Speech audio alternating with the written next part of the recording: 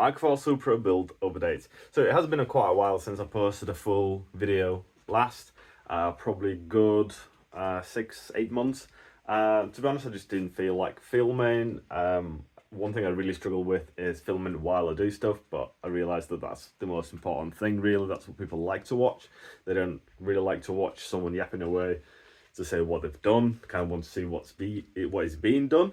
But I kind of promised to myself a while ago that this is the project that I am going to fully complete and post on my channel, because every single other project I started, I never finished filming for YouTube. I finished the projects, but I never finished filming them. So I really want to make this project an exception to this. So let me quickly go through some of the stuff that has been done since I last posted, really. So here we have a more complete engine bay, really. So we have a pulsar turbo bolted on with the manifold that's been wrapped. I've got a 44mm pulsar wastegate that has not been plumbed in yet, but I've got an actuator there. Lambda wideband, Yaris coil packs, obviously a custom oil feed from the over there filter area. I've got a sandwich plate in there. I've got the throttle body, so that's a VW/Porsche throttle body.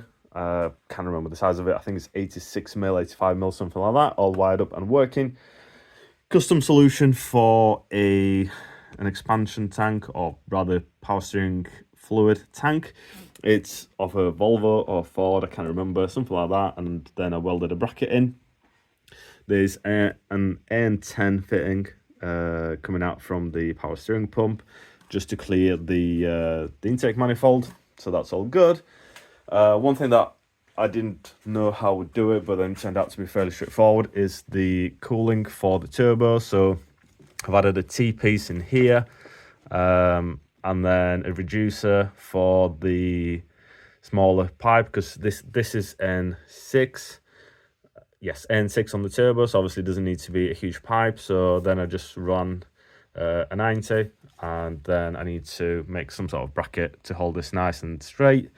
And then for the return, it just snakes around chassis rail and then goes into a pipe there.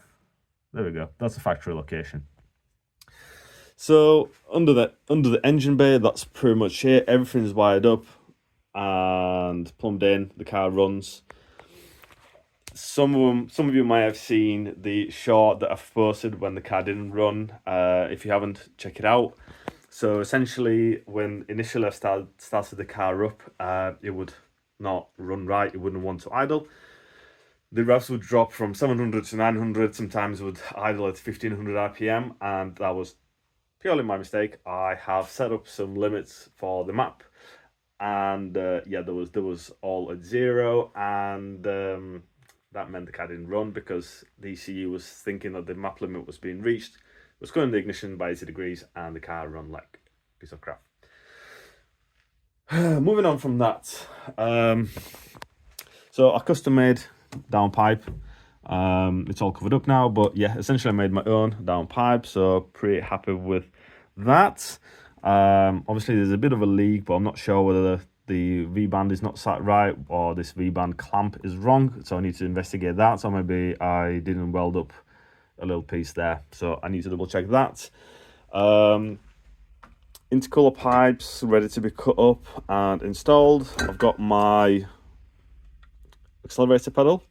Let me find a part number if there is one, and there isn't one, so I won't be able to tell you what it's off, but essentially got that from Japan, £70 shipped, or could have got one from Withbits for like 300. Thank you very much, but no. Another thing, so obviously taking the rear suspension apart because these rose bushes are gone, and that's same on both sides. So I have ordered some Strong Flex ones, so they're going to be replaced. The ball joint is okay, so that's good. Another thing is, and I'm not sure if I'm going to have enough light in here or not, but I have fitted S2 rear lights. Didn't pay too much money for them, but they're not mint. The glass is a bit cracked in places, and I'm not sure if I'll be able to show or not. So there's like a mark here, which I guess is not too terrible. And obviously I've got my HKS carbon exhaust as well. Excuse the mess. As I realised, or as someone pointed out on Facebook, the mounting bracket I have for the exhaust is not original, and therefore I couldn't mount the bracket right, or the exhaust. I couldn't mount the exhaust right, so I've ordered the original mount. I've got some O-ring things to mount the exhaust, and yeah, so just waiting for that to be delivered.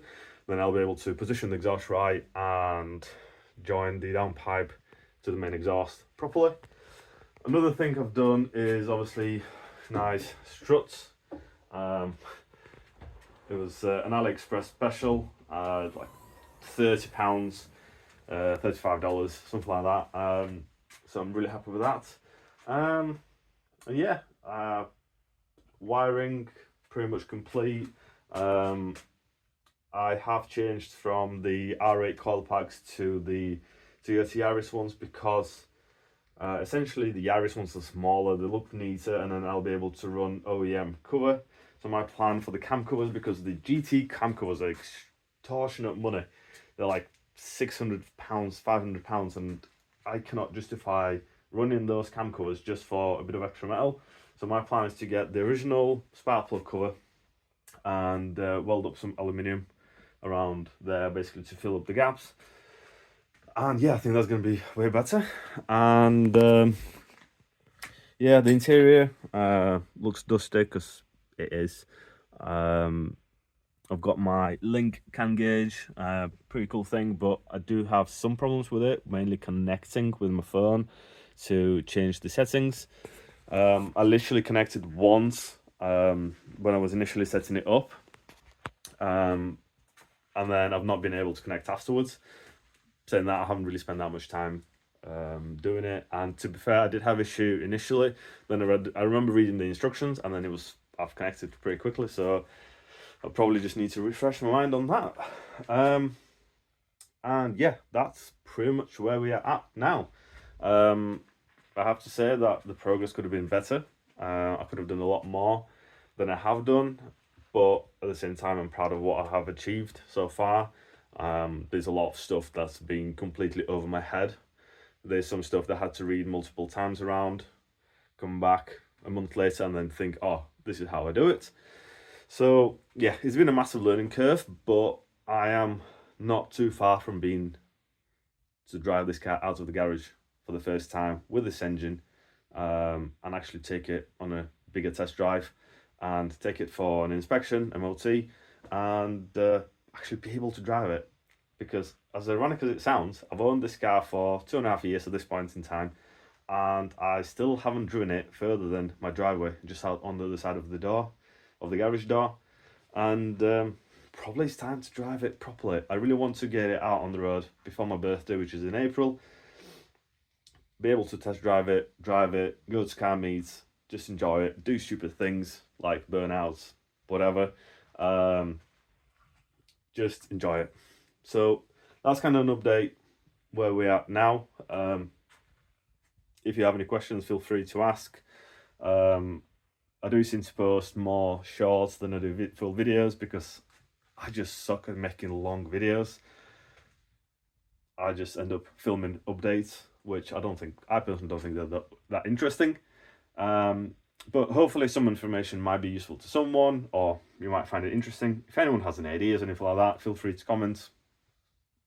Whatever. So probably see you in the next 5 months when I post update of this car doing burnouts.